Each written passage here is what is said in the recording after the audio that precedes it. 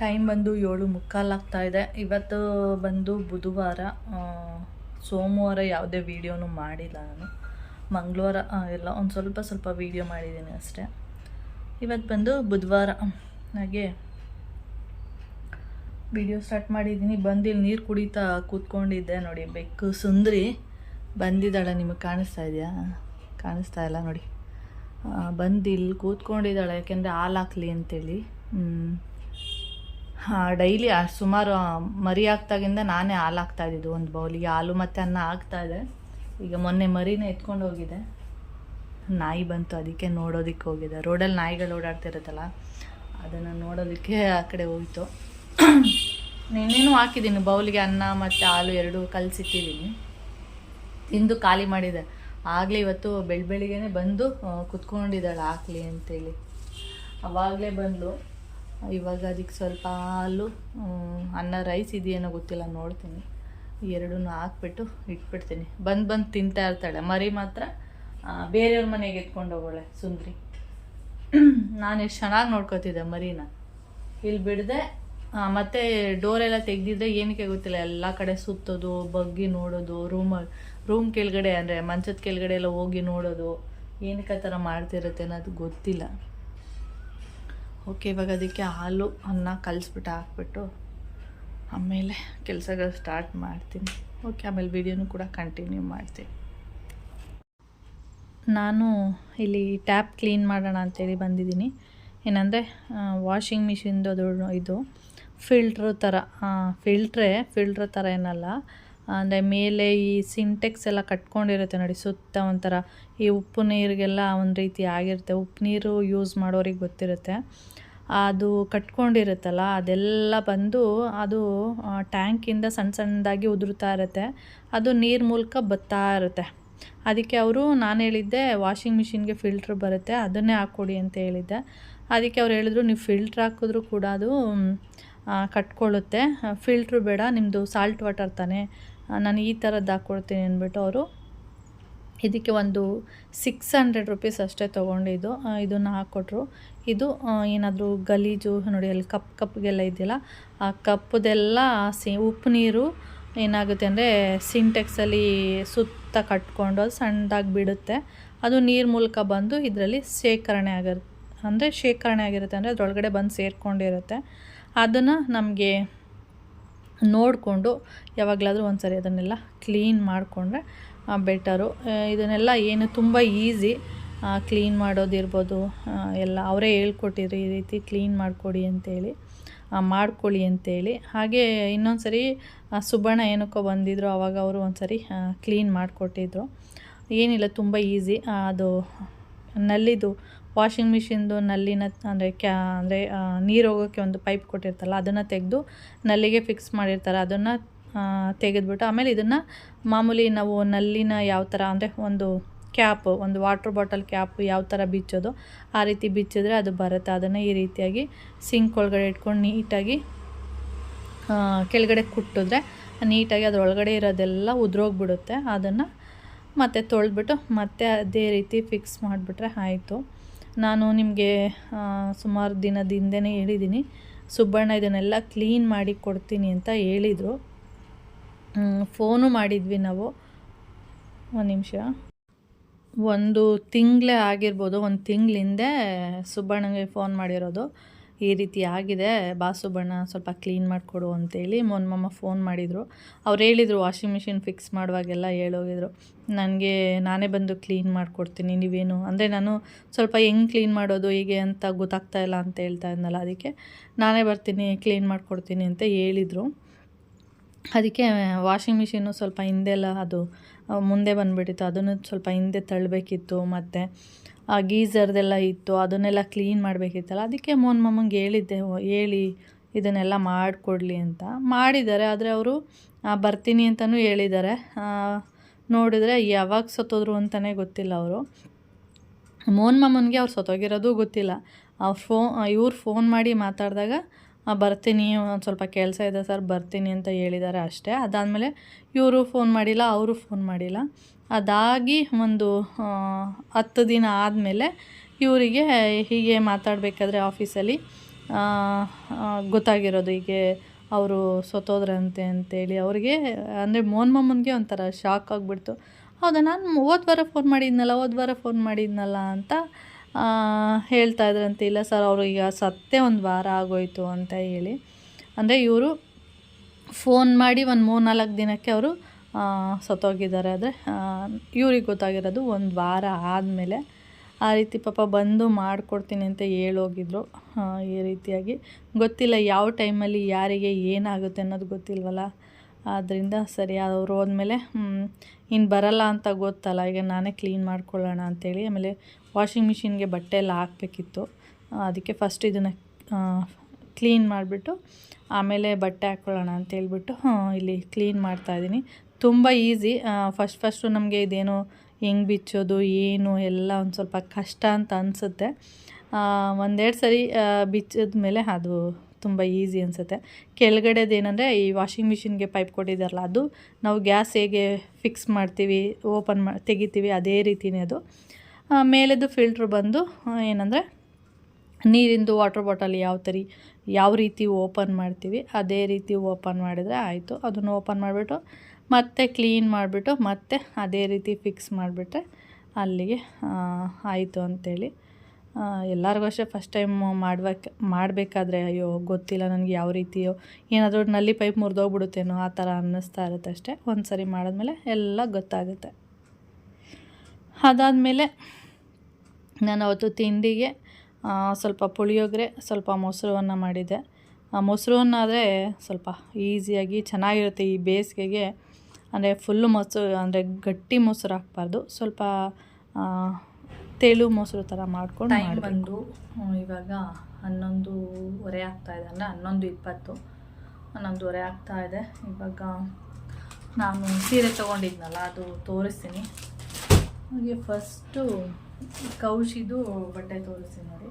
ಈ ಥರ ಇದೆ ಜೀನ್ಸ್. ಇದು ಜೀನ್ಸ್ ಅಂದರೆ ಜೀನ್ಸ್ ಅಲ್ಲ, ಫಾರ್ಮಲ್ ಪ್ಯಾಂಟ್ ಥರ ನೋಡೋಕ್ಕೆ ಯಾವ ಥರ ಇದೆ ಅಂದರೆ ಜೀನ್ಸ್ ಥರ ಇದೆ. ಆದರೆ ಇದು ಫಾರ್ಮಲ್ ಪ್ಯಾಂಟು ನೋಡಿ. ನಿಮಗೆ ನೋಡೋಕ್ಕೆ ಯಾವ ಥರ ಕಾಣಿಸ್ತಾ ಇದೆ ಅಂದರೆ ಜೀನ್ಸ್ ಥರ ಕಾಣಿಸ್ತಾ ಇದೆ. ಆದರೆ ಇದರಲ್ಲಿ ಸ್ವಲ್ಪ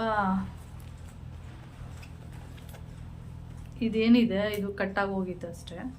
ಆಮೇಲೆ ಬೇರೆ ಕಲರ್ ನೋಡಿದ್ವಿ, ನಮಗೆ ಅಷ್ಟು ಇಷ್ಟ ಆಗಿಲ್ಲ. ಫುಲ್ಲು ಡಾರ್ಕ್ ಬ್ಲ್ಯಾಕು, ಅದು ಬಿಟ್ಟರೆ ಬೇರೆ ಥರ ಇತ್ತು. ಅದರಿಂದ ನಮಗೆ ಯಾವುದು ಇಷ್ಟ ಆಗಿಲ್ಲ. ಇದೊಂದು ಇಷ್ಟ ಆಯಿತು ಅಂತ ಹೇಳ್ಬಿಟ್ಟು ಆಮೇಲೆ ಅವರು ಜಿಪ್ ಹಾಕಿ ಕೊಟ್ಟರು. ಆಮೇಲೆ ಅದೇ ತೊಗೊಂಡ್ವಿ. ಅದಕ್ಕೆ ಮ್ಯಾಚ್ ಆಗೋ ಥರ ಒಂದು ಶರ್ಟು. ನನಗೆ ಶರ್ಟ್ ಎಲ್ಲ ತೊಗೊಳಕ್ಕೆ ಇಷ್ಟ ಇಲ್ಲ. ಟೀ ಶರ್ಟ್ ಎಲ್ಲ ಆದರೆ ಒಂದು ಸ್ವಲ್ಪ ದಿನ ಯೂಸ್ ಮಾಡಿದ ಮೇಲೂ ಕೂಡ ಮನೇಲಿ ಟೀ ಶರ್ಟ್ನ ಯೂಸ್ ಮಾಡ್ಬೋದು. ಆದರೆ ಶರ್ಟ್ಗಳನ್ನ ಮನೇಲಿ ಯೂಸ್ ಮಾಡಲ್ಲ. ಅದರಿಂದ ನಾನು ಫಸ್ಟು ಟೀ ಶರ್ಟ್ ನೋಡಿದೆ. ಟೀ ಶರ್ಟ್ ಏನೋ ಅಷ್ಟೊಂದು ಇಷ್ಟ ಆಗಿಲ್ಲ. ಆಮೇಲೆ ಶರ್ಟ್ನ ನೋಡಿದ್ದು. ಈ ಶರ್ಟು ಚೆನ್ನಾಗಿ ಮ್ಯಾಚ್ ಆಗುತ್ತೆ. ಕೌಶಿಗೆ ಯಾವಾಗಲೂ ಏನಂದರೆ ರೆಡ್ ಕಲರ್ ಅಂದರೆ ತುಂಬ ಇಷ್ಟ. ಅದರಿಂದ ಇದು ಬಂದು ರೆಡ್ ಬ್ಲ್ಯಾಕ್ ಮಿಕ್ಸ್ ಇರೋದ್ರಿಂದ ಇದನ್ನೇ ತೊಗೊಂಡೆ. ಇದು ಬಂದು ಫುಲ್ ಸ್ಲೀವ್ ಆದರೂ ಮಾಡ್ಕೋಬೋದು, ಇಲ್ಲಾಂದರೆ ಹಾಫ್ ಸ್ಲೀವ್ ಆದರೂ ಮಾಡ್ಕೋಬೋದು. ಇದನ್ನು ಓಪನ್ ಮಾಡಿದರೆ ಫುಲ್ ಸ್ಲೀವ್ ಆಗುತ್ತೆ. ಇಲ್ಲ ಹಾಫ್ ಸ್ಲೀವ್ ಹಾಕೋತೀನಿ ಅಂದರೆ ಹಾಫ್ ಸ್ಲೀವ್ ಕೂಡ ಹಾಕೋಬೋದು. ಇದು ಒಂದು ಶರ್ಟು ಈ ಥರ ಇದೆ, ಚೆನ್ನಾಗಿದೆ, ಓಕೆ. ಮತ್ತು ನೆಕ್ಸ್ಟ್ ಬಂದು ನಾನು ಈ ಥರ ಸೀರೆ ತೊಗೊಂಡಿದ್ದು. ಇದು ನೋಡಿರ್ತೀರ, ಇವಾಗಂತೂ ತುಂಬ ಜನಗಳ ಹತ್ರ ಈ ಸೀರೆ ಇದೆ. ಇದು ಬಂದು ಈ ರೀತಿ ಇದೆ. ಮೈನಾ ಪ್ರವೀಣನ್ ಫಂಕ್ಷನಲ್ಲಿ ರಾತ್ರಿ ಟೈಮು ಒಂದು ಗ್ರೀನ್ ಸ್ಯಾರಿ ಹಾಕಿದ್ಲು ನೋಡಿ, ಅದೇ ಥರ ಸ್ಯಾರಿನೇ ಇದು, ಸೇಮ್ ಸ್ಯಾರಿ.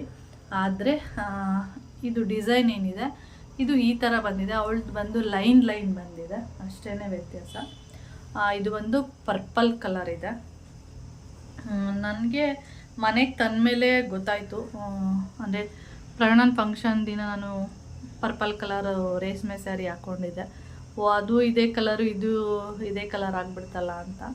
ಇದರಲ್ಲಿ ಗ್ರೀನು ಮತ್ತು ಈ ಪರ್ಪಲ್ಲು ರೆಡ್ಡು 3 ಕಲರ್ ಇತ್ತು. ನನಗೆ ಗ್ರೀನ್ ಇಷ್ಟ ಆಗಿತ್ತು, ಆದರೆ ಮೈನನ್ ಹತ್ರ ಇದೆ ಅಂತೇಳಿ ನಾನು ತೊಗೊಂಡಿಲ್ಲ. ಆಮೇಲೆ ಓಕೆ ಪರ್ಪಲ್ಲೇ ತೊಗೊಳ್ಳೋಣ ಅಂದ್ಬಿಟ್ಟು ಇದನ್ನು ತೊಗೊಂಡಿದ್ದು. ಓಕೆ, ಚೆನ್ನಾಗಿದೆ, ನನಗಂತೂ ಇಷ್ಟ ಆಯಿತು. ಇದನ್ನು ಸಂಡೇ ಹಾಕ್ಕೊಳ್ತೀನಿ, ಆವಾಗ ತೋರಿಸ್ತೀನಿ ಯಾವ ಥರ ಇದೆ ಅಂತೇಳಿ. ಹಾಗೆ ಹೆಣ್ಮಕ್ಳು ಏನಂದರೆ ಸೀರೆ ಸೆರಗು ಯಾವ ಥರ ಇದೆ ಅಂತ ಕೇಳ್ತಾರೆ. ಈ ಥರ ಇದೆ, ಈ ಥರ ಇದೆ. ಇದು ಫುಲ್ಲು ಸ್ಯಾರಿ, ಸೆರಗೆಲ್ಲ ಇಷ್ಟ ಚಿಕ್ಕದು, ಇಷ್ಟ ಬಂದಿದೆ. ಬ್ಲೌಸ್ ಪೀಸ್ ಬರುತ್ತಲ್ಲ ಆ ಥರ ಬಂದಿದೆ ಅಷ್ಟೆ. ಚೆನ್ನಾಗಿದೆ, ನನಗೆ ಇಷ್ಟ ಆಯಿತು. ಅಲ್ಲಿ ಓಪನ್ ಮಾಡಿಸಿದ್ದು ಮತ್ತೆ ಓಪನ್ ಮಾಡಿಲ್ಲ, ಹಾಗೆ ನೋಡಿದಷ್ಟೇ. ಇದು ಸೀರೆ, ಈ ಸೀರೆ ಅಮೌಂಟ್ ಹೇಳ್ಬಿಡ್ತೀನಿ. ಈ ಸೀರೆ ಅಮೌಂಟ್ ಬಂದು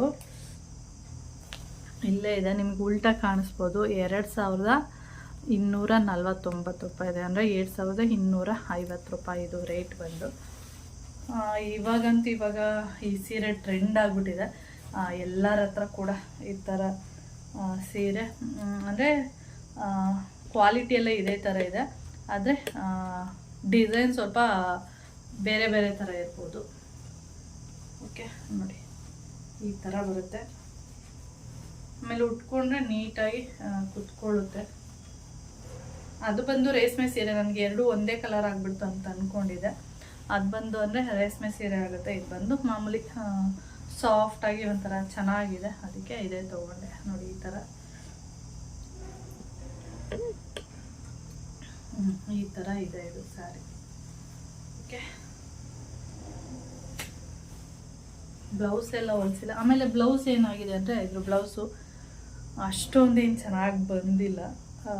ಮೈನ ಏನು ಮಾಡಿದ್ದಾಳೆ, ಸೇಮ್ ಅವಳಿಗೂ ಗ್ರೀನ್ ಕಲರ್ ಬ್ಲೌಸ್ ಬಂದಿದ್ದಲ್ಲ, ಅವಳೇನು ಮಾಡಿದ್ದಾಳೆ, ಪ್ಲೈನ್ ಬ್ಲೌಸ್ ತೊಗೊಂಡು ಡಿಸೈನ್ ಮಾಡಿ ಮಾಡಿಸ್ಕೊಂಡಿರೋದು, ಆಮೇಲೆ ಹಾಕ್ಕೊಂಡಿರೋದು.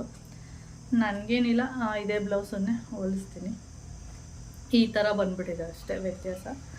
ಹಾಗೆ ಒಂದು ಇದಾಯಿತು. ಇದಾದಮೇಲೆ ಹಾಗೆ ನಮ್ಮ ಪುಟ್ಟ ಒಂದು ಸೀರೆ ತೊಗೊಬಂದಿದ್ದು, ಕಾಟನ್ ಸ್ಯಾರಿ. ಅದು 1100 ರೂಪಾಯೋ 200 ರೂಪಾಯಿ ಹೇಳಿದ್ರು.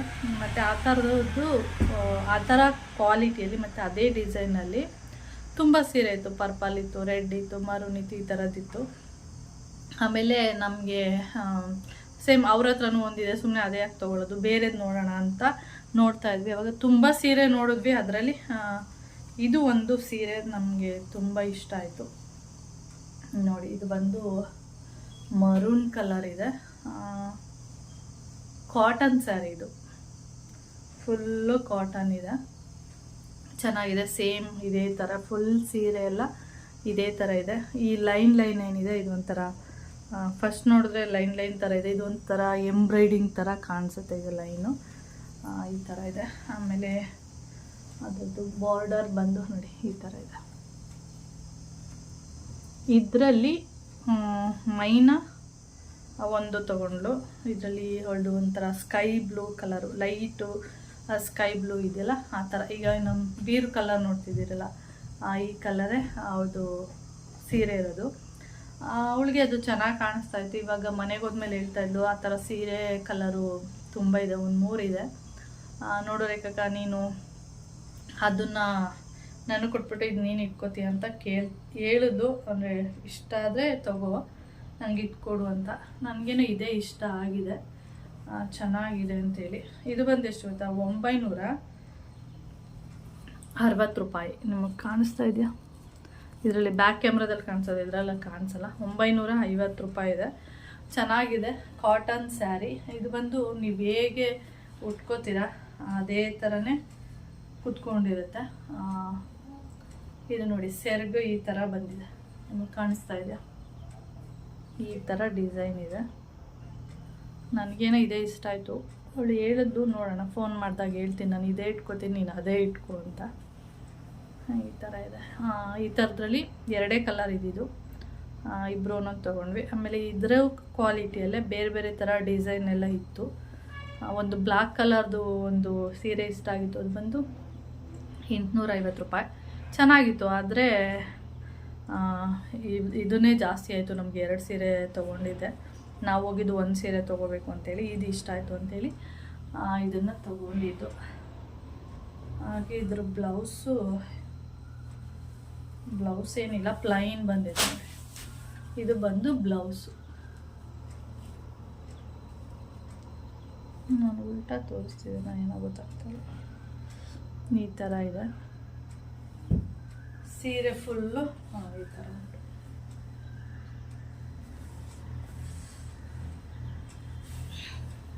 ಇದೆಲ್ಲ ಇವಾಗ ಹೊಲಿಯೋದಕ್ಕೆ ಕೊಡಬೇಕು. ಆಂಟಿ ಊರಿಗೆ ಹೋಗಿದ್ದಾರೆ, ಗುರುವಾರ ಬರ್ತೀನಿ ಅಂತ ಹೇಳಿದ್ದಾರೆ. ಲೈನಿಂಗ್ ಎಲ್ಲ ತಂದಿಡ್ತೀನಿ ಅಂತ ಹೇಳಿರೋದು. ನಾನು ಇದೇ ಇಟ್ಕೊಳ್ಳೋಣ ಅಂತ ಅಂದ್ಕೊಂಡಿದ್ದೀನಿ, ನೋಡೋಣ.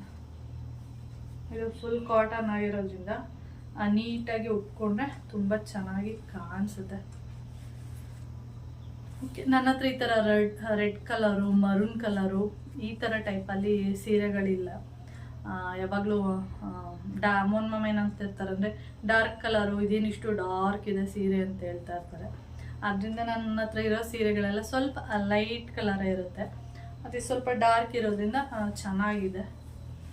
ಓಕೆ, ಇದೊಂದು ನನಗೆ ಆ ಸೀರೆಗಿನ್ನ ಅಂದರೆ ಪರ್ಪಲ್ ಸೀರೆಗಿನ್ನ ಈ ಸೀರೆನೇ ತುಂಬ ಇಷ್ಟ ಆಗಿದ್ದು ನನಗೆ. ಚೆನ್ನಾಗೂ ಕಾಣಿಸುತ್ತೆ, ಚೆನ್ನಾಗೂ ಇದೆ, ಮತ್ತು ರೇಟು ಕೂಡ ಕಡಿಮೆ ಇದೆ. ನಾನು ಫಸ್ಟು ಹೋದ ತಕ್ಷಣ ಏನು ಕೇಳಿದ್ದು ಅಂದರೆ 1000 ಅಂದರೆ 1000 ರೂಪಾಯಿ ಒಳಗಡೆ, ಅಂದರೆ ಒಳಗಡೆ 1000 ರೂಪಾಯಿ ಅಥವಾ 1500 ಅಷ್ಟು ಒಳಗಡೆನೇ ಇರಬೇಕು ಸೀರೆ ಅಂತ ಹೇಳಿದೆ. ಆಮೇಲೆ ಹಾಗೆ ನೋಡ್ತಾ ಇದು ಒಂದು ಚೆನ್ನಾಗಿದೆ ಈ ಥರ ನೋಡಿ ಅಂದ್ಬಿಟ್ಟು ಅವ್ರು ಏನು ಮಾಡ್ತಾರೆ, ನಾವು 1000 ರೂಪಾಯಿ ಕೇಳಿದ್ರೆ ಅವ್ರು ಜಾಸ್ತಿ ರೇಟಿಂದೇ ತೋರಿಸ್ತಾರೆ, ಕಡಿಮೆದೇನು ತೋರಿಸಲ್ಲ. ಅದರಿಂದ ನಾನು ಯಾವಾಗಲೂ ಅಷ್ಟೇ ಸ್ವಲ್ಪ ಕಡಿಮೆದೇ ಹೇಳಿರ್ತೀನಿ. ಇವಾಗ 2000 ರೂಪಾಯಿದು ಅಂದರೆ ಅವರು 2500 3000 ನೋಡಿ 2500 ಈ ಥರ ಇದೆ, ಚೆನ್ನಾಗಿದೆ, ಇದು 2500 ಅಷ್ಟೇ ಅಂತ ಹೇಳ್ತಾರೆ. ಅದಕ್ಕೆ ಕಡಿಮೆ ರೇಟ್ ಹೇಳಿದ್ರೆ ಸ್ವಲ್ಪ ಜಾಸ್ತಿ ರೇಟಿಗೆ ಹೋಗ್ತಾರೆ ಅವರು. ಆಮೇಲೆ ಈ ಥರ ಸ್ಯಾರಿನ ತೊಗೊಂಡು ಬಂದೆ ಅಷ್ಟೆ. ಹಾಗೆ ನಾನು ಮೈನಾ ಎಲ್ಲ ಒಂದು ಬ್ಯಾಂಗಲ್ ಸ್ಟೋರ್ಗೆ ಹೋಗಿದ್ವಿ. ಅವಾಗ ಒಂದು ಈ ಥರದೊಂದು ಇಯರಿಂಗ್ಸ್ ತೊಗೊಂಡೆ. ಮೊದಲು ಒಂದು ಈ ಥರದ್ದು ಇಯರಿಂಗ್ಸ್ ಇತ್ತು, ಕೆಳಗಡೆ ಒಂದು ಒಂಥರ ಸ್ಟೋನ್ ಥರ ಇತ್ತು, ಚೆನ್ನಾಗಿತ್ತು. ಅದರಲ್ಲಿ ನಾವು ಅದು BDA ಕಾಂಪ್ಲೆಕ್ಸಲ್ಲಿ ತೊಗೊಂಡಿದ್ದು. ನಾನು ಚೈತ್ರ ಇಬ್ಬರು ಒಂದೇ ಥರ ತೊಗೊಂಡಿದ್ವಿ. ತುಂಬ ವರ್ಷ ಇತ್ತು, ಇವಾಗಲೂ ಇದೆ, ಆದರೆ ಕೆಳಗಡೆ ಸ್ಟೋನ್ ಇಲ್ಲ ಅಷ್ಟೇ, ಅದು ಎಲ್ಲ ಹಾಳಾಗಿದೆ. ಅದು ಬಂದು ಸಿಲ್ವರ್ ಕಲರಲ್ಲಿತ್ತು, ಇದು ಬಂದು ಸ್ವಲ್ಪ ಗೋಲ್ಡ್ ಕಲರಲ್ಲಿದೆ ಅಷ್ಟೇ. ಇದು ಒಂದು ತೊಗೊಂಡೆ, 20 ರೂಪೀಸ್ ಅಲ್ವಾ ಅಂತೇಳಿ ಹಾಕ್ಕೋಬೇಕು. ನೋಡೋಣ ಈ ಥರ ಕುತ್ಕೊಬಿಡುತ್ತೆ ಅಂದ್ಕೊಂಡಿದ್ದೀನಿ. 3 ವೈಟ್ ಕಲರ್ ಮಣಿ ಇದೆ, ಹಾಕ್ಕೊಂಡಾಗ ತೋರಿಸ್ತೀನಿ. ಓಕೆ, ಇವಾಗ ಇದನ್ನೆಲ್ಲ ಎತ್ತಿಡ್ತೀನಿ, ಆಮೇಲೆ ವಿಡಿಯೋನ ಕಂಟಿನ್ಯೂ ಮಾಡ್ತೀನಿ. ಟೈಮ್ ಬಂದು 12:30 ಆಗಿದೆ. ಇವಾಗ ಕೆಲಸ ಎಲ್ಲ ಮುಗೀತು. ಇದು ನೋಡಿ ತುಳಸಿ ಬೇರೆದು ಹಾಕಿದ್ದೆ, ಚೆನ್ನಾಗಿ ಬಂದಿದೆ. ಇವಾಗ ನೋಡಿ ಇದು ಕಪ್ಪು ತುಳಸಿ ಥರ ಕಾಣಿಸ್ತಾ ಇದೆ. ಸ್ವಲ್ಪ ದಿನ ಹೋದ್ಮೇಲೆ ಇದೇನಾಗುತ್ತೆ ಅಂದರೆ ರಾಮ ತುಳಸಿ ಥರ ಕಾಣಿಸುತ್ತೆ. ಇದು ಕಪ್ಪು ತುಳಸಿ ಅಂದರೆ ಈ ಥರ ಬರುತ್ತೆ, ಅಂದರೆ ಕೃಷ್ಣ ತುಳಸಿ ಅಂತೇಳಿ. ಸ್ವಲ್ಪ ದಿನ ಹೋಗ್ತಾ ಏನಾಗುತ್ತೆ ಅಂದರೆ ಎಲೆಗಳೆಲ್ಲ ಚೇಂಜ್ ಆಗುತ್ತೆ, ಮತ್ತು ಕಲ್ಲರೇ ಚೇಂಜ್ ಆಗಿಬಿಡುತ್ತೆ. ನೋಡಿದರೆ ಇದು ರಾಮ ತುಳಸಿ ಥರ ಕಾಣಿಸುತ್ತೆ ಅಷ್ಟೆ. ಬಿಸಿಲಲ್ಲಿದ್ದಾಗ ಚೆನ್ನಾಗಿರುತ್ತೆ, ಇದೇ ಥರನೇ ಇರುತ್ತೆ. ಓಕೆ, ಇವಾಗೆಲ್ಲ ಕ್ಲೀನ್ ಮಾಡಿದ್ದೀನಿ. ಹಾಗೆ ವಾಷಿಂಗ್ ಮಿಷಿನ್ ಸ್ವಲ್ಪ ಬಟ್ಟೆ ಹಾಕಿದ್ದೀನಿ, ಅಂದರೆ ಒಗ್ದಿದ್ದೀನಿ. ಇನ್ನೊಂದು ಸ್ವಲ್ಪ ನಾಳೆ ಹಾಕಬೇಕು. ಹಾಗೆ ತೆಗೆದುಬಿಟ್ಟಿದ್ದೀನಿ, ಗಾಳಿ ಆಡಲಿ, ಸ್ವಲ್ಪ ಬಿಸಿ ಇರುತ್ತಲ್ಲ ಸ್ವಲ್ಪ, ಅದರಿಂದ ಓಪನ್ ಮಾಡಿ ಬಿಟ್ಟಿದ್ದೀನಿ. ಹಾಗೆ ಮನೆಯೆಲ್ಲ ಒರೆಸಾಯಿತು. ಇದಕ್ಕೆ ನೀರು ಚೆಲ್ಲಬೇಕು. ಇನ್ನೂ ಒಂದಷ್ಟು ಬಕೆಟಲ್ಲಿ ಬಟ್ಟೆ ಇದೆ, ನಾಳೆಗೆ ವಾಶ್ ಮಾಡ್ತೀನಿ. ಹಾಗೆ ಇದು ಮ್ಯಾಟು ನಾನು ತೋರಿಸಿದ್ದೆ, ಡಿಮಾರ್ಟಲ್ಲಿ ತಂದಿದ್ದು, ತುಂಬ ಚೆನ್ನಾಗಿದೆ. ಹೀಗೆ ಮಾಡಿದರೆ ಅದು ಹೋಗಲ್ಲ ಬೇಗ, ಅಂದರೆ ಜಾರೋದಿಲ್ಲ. ಆದರೆ ಈ ಕಲರು ನನಗೆ ಇಷ್ಟ ಆಗಿಲ್ಲ, ಮೋನ್ ಮಾಮನ್ಗೆ ಇಷ್ಟ ಆಯಿತು ಅಂದ್ಬಿಟ್ಟು ಅವ್ರು ತೊಗೊಂಡಿರೋದು. ನನಗೆ ಇನ್ನೊಂದು ಗ್ರೇ ಕಲರ್ ಉಂಟು, ಅದು ಚೆನ್ನಾಗಿರೋದು. ಹಾಗೆ ಅಲ್ಲಿಂದ ಬಂದರೆ ಪಾತ್ರೆ ಎಲ್ಲ ಜೋಡಿಸ್ಬೇಕು, ತೊಳೆದು ಇಟ್ಟಿದ್ದೀನಿ. ಮತ್ತು ಅಡುಗೆ ಮನೆ ಎಲ್ಲ ಕ್ಲೀನ್ ಮಾಡಿ ಇಟ್ಟಿದ್ದೀನಿ. ನೋಡಿ, ನಾನು ಗುಡಿಸಿ ಒರೆಸಿ, ಅಂದರೆ ಇದನ್ನೆಲ್ಲ ಉಜ್ಜಿ ತೊಳೆದು ಎಲ್ಲ ಹೋದ್ಮೇಲೆ ನಾನು ಕಸ ಎಲ್ಲ ಗುಡಿಸಿ ಮನೆ ಒರೆಸಿದ್ದು. ಇವಾಗ ಇದ್ರ ಮೇಲೆ ಎಷ್ಟು ಡಸ್ಟ್ ಇದೆ ಅಂತ ನಾನು ತೋರಿಸ್ತೀನಿ. ನೋಡಿ, ಇದೆಲ್ಲ ಡಸ್ಟೇ. ಎಷ್ಟು ಡಸ್ಟ್ ಕೂರುತ್ತೆ ಅಂದರೆ ನಿಮಗೆ ಕಾಣಿಸಲ್ಲ. ಕೈಯಲ್ಲಿ ಹೀಗೆ ಮಾಡಿದ್ರೆ ತುಂಬ ಡಸ್ಟ್ ಇರುತ್ತೆ, ಯಾಕೆಂದರೆ ಕಸ ಎಲ್ಲ ಗುಡಿಸ್ತೀವಲ್ಲ, ಅದೆಲ್ಲ ಬಂದ್ಬಿಟ್ಟು ಏನು ಮಾಡುತ್ತೆ, ಇದ್ರ ಮೇಲೆ ಮತ್ತೆ ಬಂದು ಇದ್ರ ಮೇಲೆ ಕೂತ್ಕೊಳ್ಳುತ್ತೆ, ಆ ಥರ. ಮತ್ತು ಇದನ್ನೆಲ್ಲ ಜೋಡಿಸ್ಬೇಕು, ಮತ್ತು ಆಮೇಲೆ ಅಡುಗೆ ಮಾಡಬೇಕು. ಇದು ಬಂದು ದಾಸವಾಳದ ಎಲೆನ ತೊಗೊಬಂದು ರುಬ್ಬಿಟ್ಟು ಇಟ್ಟಿದ್ದೀನಿ. ಇವಾಗ ತಲೆಗೆ ಹಚ್ಕೋಬೇಕು. ಊರಿಗೆ ಹೋಗಿದ್ವಲ್ಲ, ಅಲ್ಲಿ ಫುಲ್ಲು ಏನಂದರೆ ಗೊತ್ತಿಲ್ಲ ಏನಕ್ಕೆ ಅಂತ ಫುಲ್ಲು ಒಂಥರ ಇಚ್ಚಿಂಗ್ ಥರ ಆಗ್ತಾಯಿದೆ ಕೂದಲಲ್ಲಿ. ಅದಕ್ಕೆ ದಾಸವಾಳದ ಎಲೆನ ಸ್ವಲ್ಪ ಡ್ಯಾಂಡ್ರಫ್ ನನಗೆ ಅವಾಗಿಂದನೂ ಇದೆ. ಸ್ವಲ್ಪ ದಿನ ಇರೋದಿಲ್ಲ, ಸ್ವಲ್ಪ ದಿನ ಇರುತ್ತೆ, ಆ ಥರ ನನ್ನ ತಲೆಯಲ್ಲಿ ಡ್ಯಾಂಡ್ರಫು. ಅದಕ್ಕೆ ಒಂದು ವೀಕ್ಲಿ ಒಂದು 3 ಡೇಸ್ ಆದರೂ ದಾಸವಾಳದ್ದು ಎಲೆ ಪೇಸ್ಟ್ ಅಂದರೆ ಎಲೆನ ರುಬ್ಬಿಟ್ಟು ಹಚ್ಕೊಂಡ್ರೆ ಸ್ವಲ್ಪ ಏನಂದರೆ ಇಚ್ಚಿಂಗು ಮತ್ತು ಡ್ಯಾಂಡ್ರಫ್ ಕಡಿಮೆ ಆಗುತ್ತೆ ಅಂತಾರೆ. ಅದಕ್ಕೆ ನೋಡೋಣ, ಹಚ್ಚೋಣ ಅಂತ ಅಂದ್ಬಿಟ್ಟು ರುಬ್ಬಿಟ್ಟಿದ್ದೀನಿ. ಇವಾಗ ಇದನ್ನು ಹಚ್ಕೋಬೇಕು.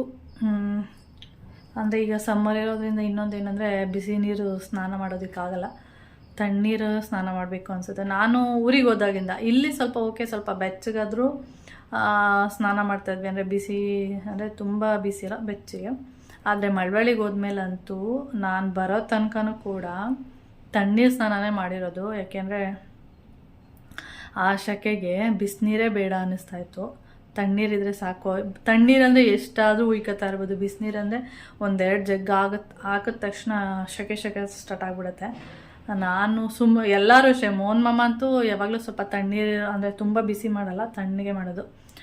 ಎಲ್ಲರೂ ತಣ್ಣೀರು ಸ್ನಾನನೇ ಮಾಡ್ತಾಯಿದ್ರು ಅಲ್ಲಿ. ಸೋಲಾರ್ ನೀರೆಲ್ಲ ಹಂಗೇ ಇರ್ತಾಯಿತ್ತು. ಬೇರೆ ಟೈಮಲ್ಲಿ ಚಳಿಗಾಲ ಆ ಥರ ಮಳೆಗಾಲ ಟೈಮಲ್ಲಿ ಸೋಲಾರ್ ನೀರೇ ಇರೋಲ್ಲ. ಏಕೆಂದರೆ ಅಷ್ಟೊಂದು ಜನ ಇರ್ತೀವಿ, ನಮ್ಮ ಎಲ್ಲ ಫ್ಯಾಮಿಲಿ 3 ಫ್ಯಾಮಿಲಿನೂ ಸೇರಿಕೊಂಡ್ರೆ 15 ಜನ ಆಗ್ತೀವಿ, 15 ಜನದ ಮೇಲೆ ಆಗ್ತೀವೇನೋ.